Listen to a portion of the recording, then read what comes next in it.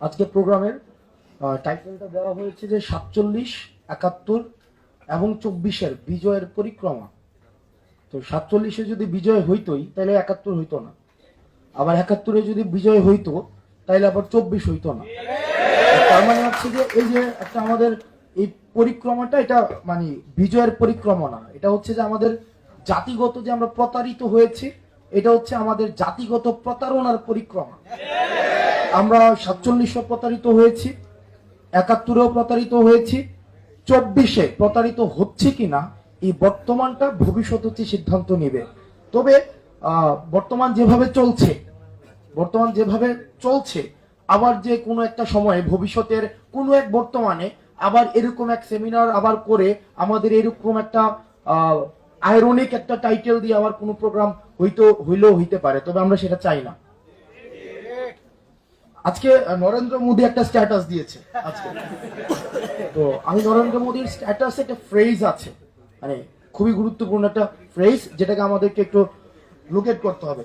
উনি আজকের এই বিজয়টাকে উনি বলেছেন India's historic victory in 1971। India's, so the focus was in India's positiveness. C the positiveness, India's victory. এবং এক্ষেত্রে কারো হিস্সা স্বীকার করে নাই। একটা ম্যাচের উইনার একজনই হয়, ট্রফি একজনই থাকে, ট্রফি তো একজনই পায়। তাইলে 71-এর ট্রফি যদি ইন্ডিয়া পায় তাহলে বাংলাদেশ পাইছে কি? আবার যদি এটা বাংলাদেশের ট্রফি হয় তাহলে ইন্ডিয়া কিভাবে দাবি করে যে এটা আমাদের ইন্ডিয়ার ভিক্টরি, এবং ট্রফিটা কোথায়, কই? তার মানে আমরা এখানে মানে এই সিচুয়েশনটা is generating more confusions, more questions then answer.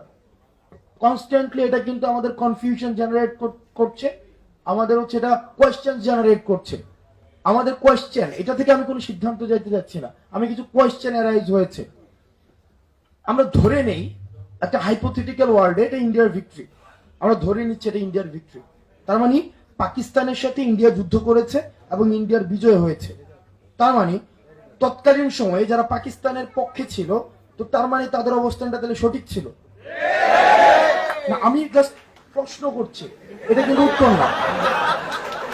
আমি প্রশ্ন করছি, এটা উত্তর না। তার মানে হ্যাঁ, আমি তো বললাম এটা হাইপোথেটিক্যাল, আমরা ধরে নেই দুইটা সিচুয়েশন।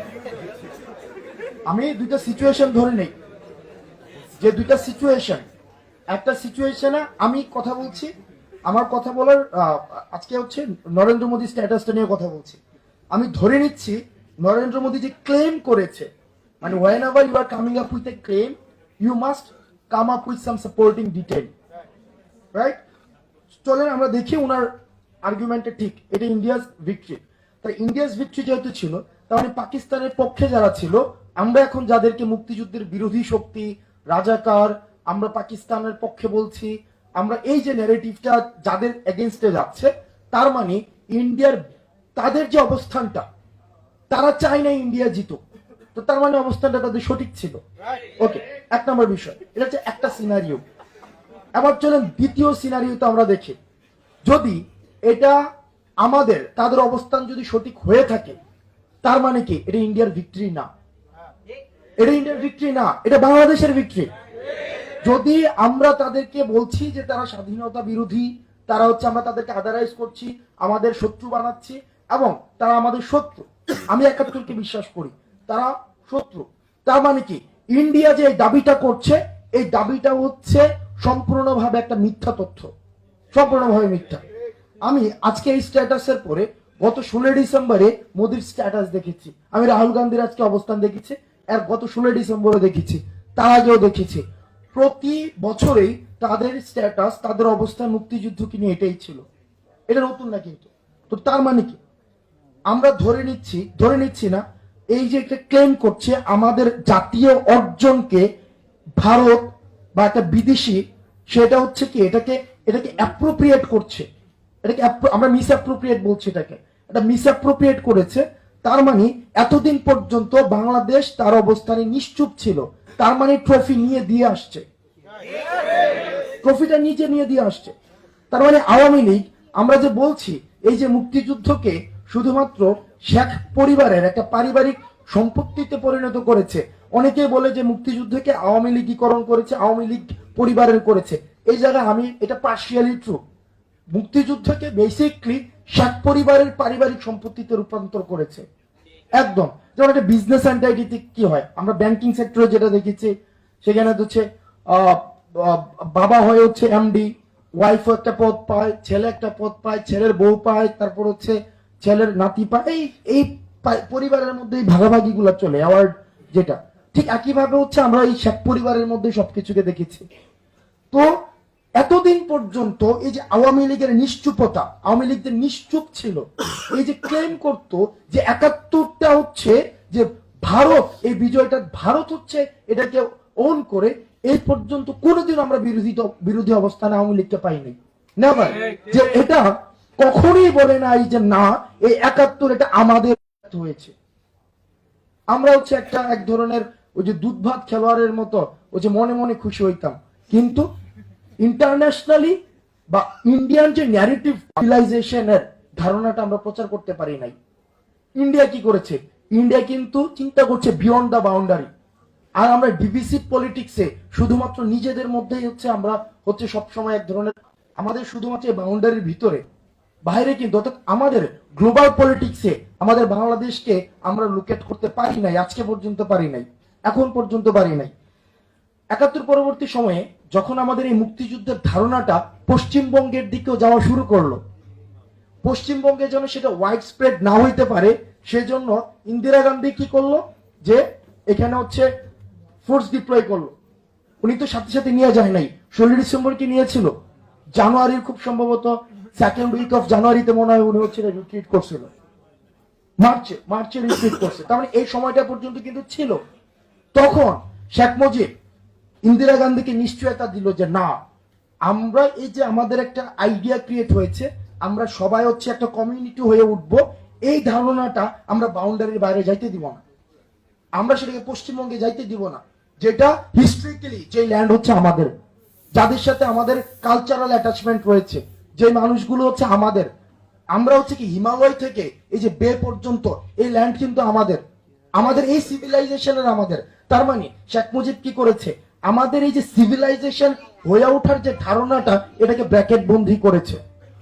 সোনিয়াকে যখন ইন্দিরাকে যখন এই নিশ্চয়তা দিয়েছে যে আমাদের এই সিভিলাইজেশনের ধারণাটা আমরা বাউন্ডারি ওই পাশ পর্যন্ত নিব না, ওই আশ্বস্ত হয়ে কিন্তু উনি আবার কি করেছে, উনার সৈন্য হচ্ছে উনি রিট্রিট করেছে, উনি এখান থেকে নিয়ে গিয়েছে। তো তার মানে এই যে আমরা না উঠতে পারলাম কমিউনিটি হয়ে আমাদের নিজেদের মধ্যে, আবার না উঠতে পারলাম দেশের বাইরে একটা সিভিলাইজেশনের ধারণা নিয়ে, আমরা সব সময় একটা ডিভিসিভ পলিটিক্স এর মধ্যে ছিলাম, অলওয়েজ, একদম সব সময় আমাদের একটা ডিভিসিভ পলিটিক্স ছিল। আমার ব্যক্তিগত ধারণা, বাংলাদেশে মাইনরিটি বলতে কিছু আইডিয়াই নাই।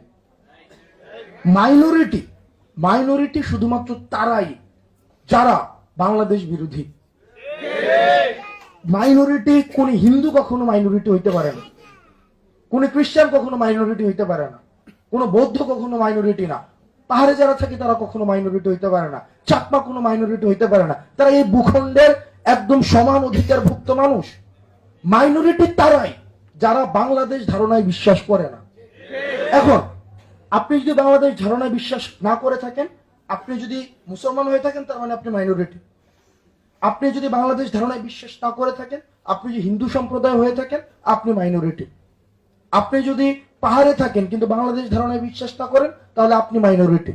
কিন্তু আমরা এই মাইনরিটি ধারণাটাকে এটার একটা টেন্ডার বাণিজ্য করেছি, আমরা এটাকে আমরা টিকিট দিয়েছি, এটাকেও আমরা একটা বাউন্ডারির মধ্যে নিয়ে আসছি।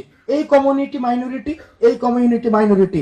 যখনই আমার ক্ষমতায় থাকার প্রয়োজন হয়েছে, এই minority majority play card create করে এই যে ভ্যাকুয়াম স্পেসের মধ্যে আমি আমার পলিটিক্সটা সেট করেছি, এবং ওই জায়গা থেকে হচ্ছে ফ্যাসিজমের উৎপত্তি হয়েছে। তার মানে মোটাদাটি বলতে গেলে আমাদের একদম যে সব সময় আমাদের এক রকমের আমাদের ব্যর্থতা, এটা আমি বিজয়ের পরিক্রমা বলতেই চাই না, এটা ব্যর্থতা। প্রতিনিয়ত আমাদের সাথে প্রতারণা হয়েছে, আমরা প্রতারিত হয়েছে। এরপরে আমাদের হচ্ছে ৭২ পরবর্তীতে একটা কনস্টিটিউশন বানাইছে আমাদের জন্য, কনস্টিটিউশন নিয়ে অনেক কথাবার্তা হয়েছে। এটা স্রেফ এটা গার্বেজ ছাড়া এটা কিছু না। এবং আমি ব্যক্তিগত আজকে রাষ্ট্রপতির ইয়াতে আমাদের দাওয়াত ছিল, আমি যে রাষ্ট্রপতি এই সংবিধান থেকে আসছে, এই সংবিধান থেকে তো মাইনাত বিপ্লব যেদিনই 5ই আগস্ট হয়েছে ওই দিন এই সংবিধান শেষ, ওই দিনই রাষ্ট্রপতি শেষ। সুতরাং এখন উনার দপ্তর থেকে দাওয়াত আসবে এবং সেই দাওয়াতে আবার আমি যাব, এটা হচ্ছে আমার নিজের সাথে আমার নিজের আরেকটা প্রতারণা। সুতরাং আজকে যারা এই রাষ্ট্রপতির দাওয়াতে গিয়েছে, হয় তারা বিপ্লবে বিশ্বাস করে না, হয় তারা হচ্ছে এই সংবিধানে তাদের হচ্ছে কি এক ধরনের তারা মনে করে তাদের একটা স্টেক আছে। এখন সেই জায়গা থেকে দেখেন আমাদের যে সংবিধান প্রত্যেকটা জিনিসে সেলফ কনফ্লিক্টিং।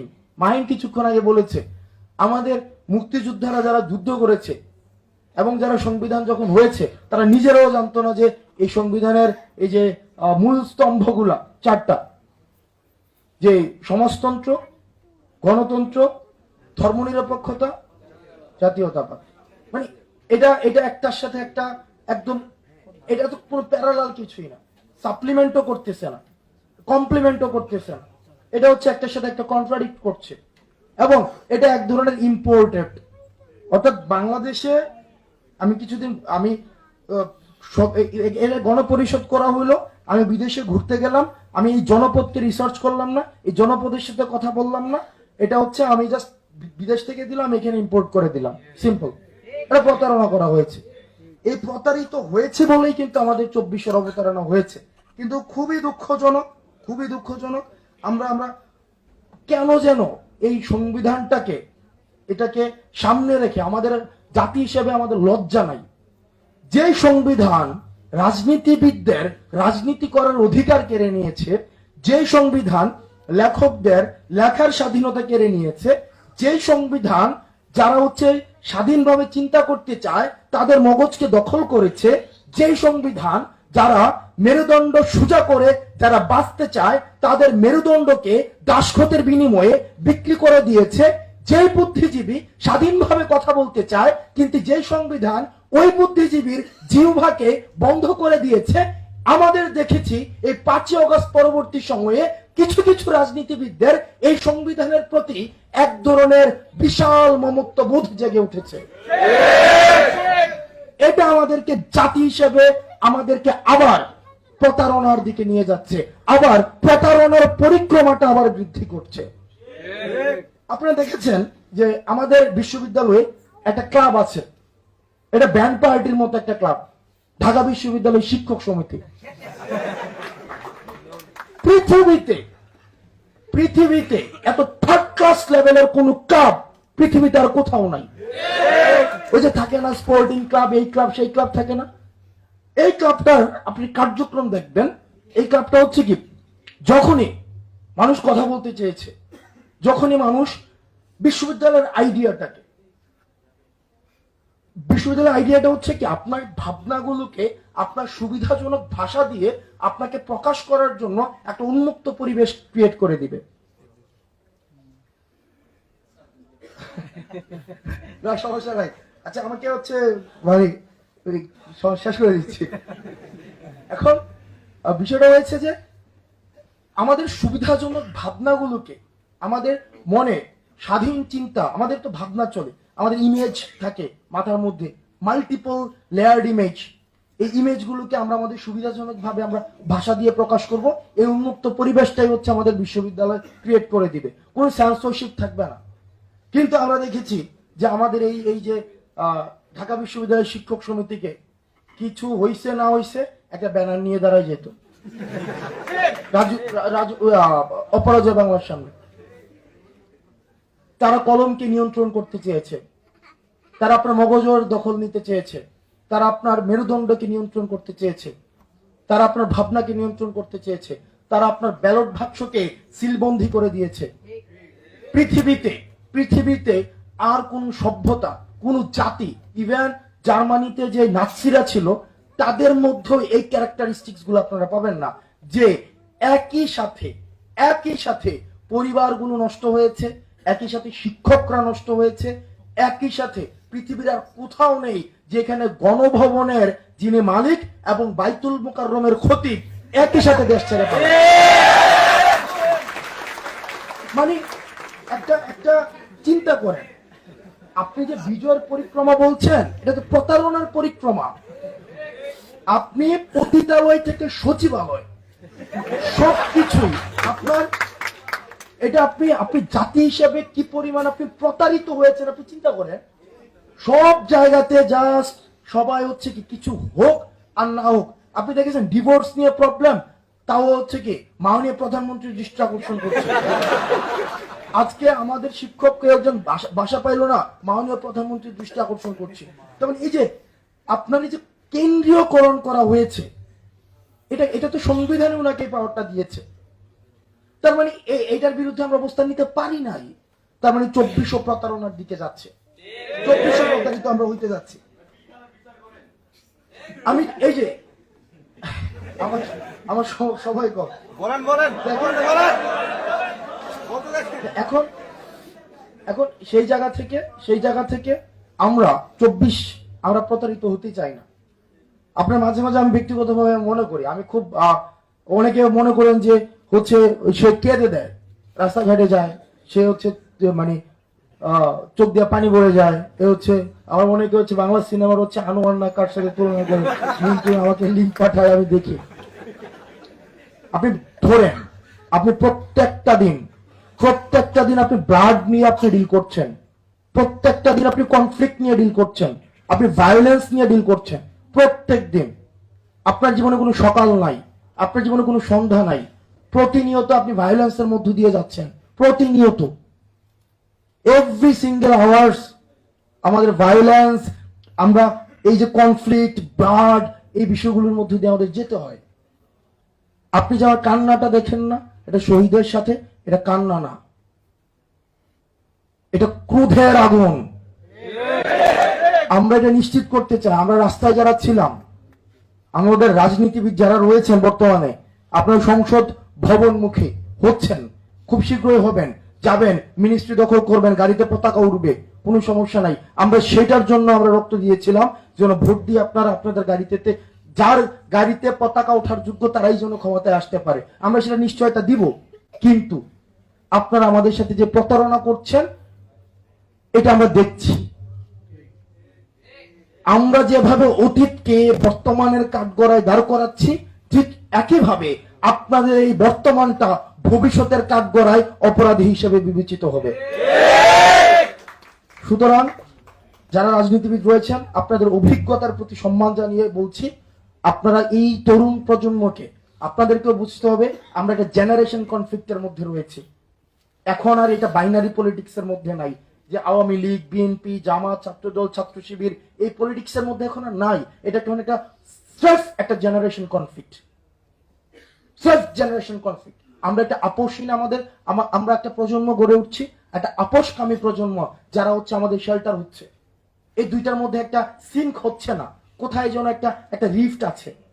এই রিফটকে ব্রিজ করার চেষ্টা করেন, এবং এটা দায়িত্ব আপনাদেরকে নিতে হবে। আপনারা দায়িত্ব নিতে পারেন নাই বলে হচ্ছে কি আমাদের ৭১-এর পরে আবার ২৪ লিখতে হয়েছে। এখন আপনারা যদি আবার দায়িত্ব নিতে ব্যর্থ হন, এবং আপনারা ব্যর্থ হচ্ছেন এটা আমরা দেখতে পাচ্ছি, তারপরে কিন্তু ২৪-এর পরবর্তী আরেকটা সাল লিখতে হবে, এবং সেটি এত ব্যবধান থাকবে না, এই নিশ্চয়তা আপনাদেরকে দিতে পারে। আপনারা ভালো থাকবেন, সুস্থ থাকবেন। আপনাদের সাথে